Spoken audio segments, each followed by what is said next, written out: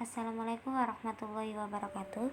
Saya Dila Adelia Ayubinanda, NIM saya 2474151 dari kelas 2020B.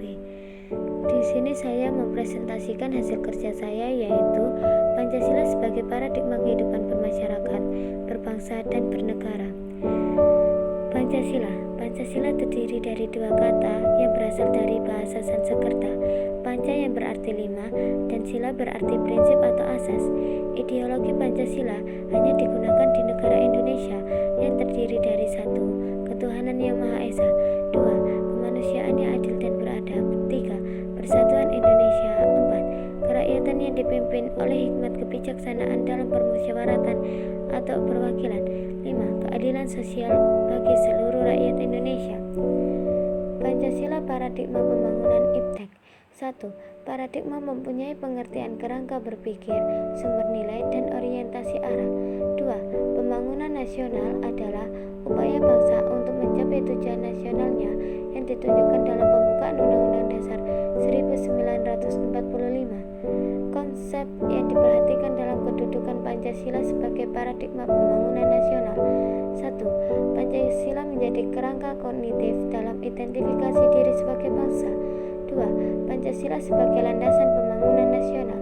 3. Pancasila sebagai arah pembangunan nasional. 4. Pancasila sebagai etos pembangunan nasional. 5. Pancasila sebagai moral bangsa. Prinsip pembangunan nasional. 1. Hormat terhadap keyakinan religius setiap orang. 2. Hormat terhadap martabat manusia sebagai pribadi atau subjek manusia seutuhnya. 3. Keadilan sosial yang mencakup persamaan dan material. 4. Nilai-nilai yang terkait dengan demokrasi konstitusional. 5. Kesatuan sebagai bangsa yang saling membantu. Pancasila sebagai paradigma pengembangan Imboleksos Budaham. Ideologi pengembangan Pancasila sebagai ideologi yang dinamis dapat mengetahui tanda-tanda perkembangan zaman dan perubahan zaman.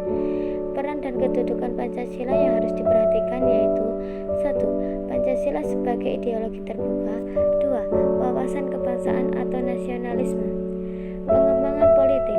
Dalam usaha pembangunan politik yang harus dikembangkan yaitu 1. Sistem politik nasional yang berkedaulatan rakyat, demokrasi, dan terbuka. 2. Penerapan pendidikan politik kepada masyarakat. 3.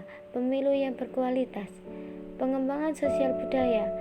Pancasila dapat menjadi kredibel, yaitu di mana masyarakat mengalami secara nyata realisasi dari prinsip-prinsip yang terkandung dalam Pancasila melalui cara 1. Saling menghormati. 2. Diperlakukan secara manusiawi. 3. Mengalami solidaritas. 4. Kesempatan untuk berpartisipasi dalam politik. 5. Kesejahteraan yang layak sebagai manusia. Pengembangan ekonomi. Pengembangan dan peningkatan mutu sumber daya manusia terdiri beberapa kriteria yang dibutuhkan, yaitu 1. Memiliki kemampuan dasar untuk berkembang. 2. Mampu menggunakan IPTEK untuk mengelola sumber daya alam secara efektif, efisien, dan lestari. 3. Memiliki etos profesional. Pengembangan HANKAM. Pembangunan nasional tak lepas dari ketahanan nasional, yaitu perwujudan dan cita-cita bahasa yang sudah terjabar, yaitu 1. Nilai fundamental. 2. Nilai-nilai yang mencakup sistem atau struktur kehidupan masyarakat. 3. Nilai-nilai yang mencakup interaksi antara pribadi warga negara terhadap struktur kehidupan masyarakat. Bentuk pelaksanaan Pancasila. Pelaksanaan atau pengamalan Pancasila dibedakan dalam dua bentuk. 1. Pelaksanaan objektif. Pelaksanaan yang dilakukan oleh penguasa negara yang memiliki wewenang. 2. Pelayanan subjektif. Pelaksanaan yang dilakukan setiap warga negara Indonesia dan penduduk dengan mematuhi undang-undang yang ada. Pengamalan Pancasila sebagai dasar negara, yaitu pelaksanaan Pancasila berupa tingkah laku ataupun perbuatan yang sesuai dengan peraturan perundang-undang yang berlaku di negara Indonesia. 2. Pengamalan Pancasila sebagai dasar negara mempunyai sanksi hukum. Pengamalan Pancasila sebagai pandangan hidup, yaitu pengamalan Pancasila sebagai pandangan hidup bangsa Indonesia, berarti Pancasila digunakan sebagai pedoman hidup dalam sehari-hari, di mana dalam sikap hidup tindakan sesuai